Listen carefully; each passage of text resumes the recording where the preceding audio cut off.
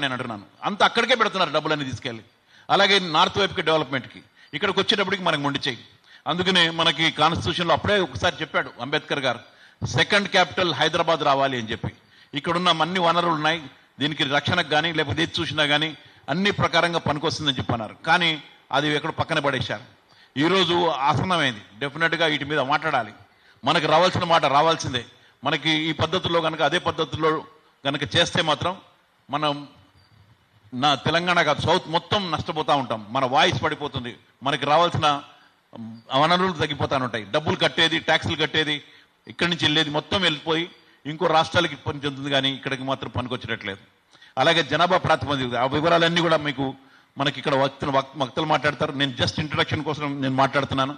మొన్న ఎన్విఎస్ ప్రభాకర్ గారు ఒక ఇంటర్వ్యూ చూశాను, అలాగే జయప్రకాష్ నారాయణ గారు ఇంటర్వ్యూ చూశారు. వీటన్నిటిని ఎట్లా పెడుతున్నారంటే, ఒక ఆయన బీజేపీ నాయకుడు అక్కడంట ముస్లిం పాపులేషన్ అట పెరిగిపోయిందట. ఎవరిని అధికారంలో ఉన్నది? కాంగ్రెస్ పార్టీ పెంచిందంటారు. ఇన్ని రోజులు తిడుతూ ఉంటారు కాంగ్రెస్ పార్టీని. ఇంతకుముందు మొన్న 10 సంవత్సరాలు 11 సంవత్సరాలు మీరే వెళ్తున్నారు, అంతకుముందు 10 సంవత్సరాలు మీరే వెళ్ళారు. ఎన్ని రోజులు తిడతా కూర్చుంటారు? ఎన్ని రోజులు నెహ్రూని తిడతారు? ఎన్ని రోజులు ముస్లింని తిడతారు? ఎన్ని రోజులు నెహ్రూని తిట్టి ముస్లింస్ పెంచారని అంటారు? అరే మీరు అధికారంలో ఉన్నారు. Now you can stop the Rohingyas. ఈ మధ్యలో వచ్చిన రోహింగ్యాలు ఎక్కడి నుంచి వచ్చారు? వచ్చారని మీరు చెప్తున్న రోహింగ్యాలు ఎక్కడి నుంచి వచ్చారు? మీకు చేతకాక బార్డర్ సెక్యూరిటీ చేయలేక మీరు ఇంకొకళ్ళ మీద వేస్తారా? వీటన్నిటిని కూడా మనం తిప్పికొట్టాల్సిన అవసరమైంది.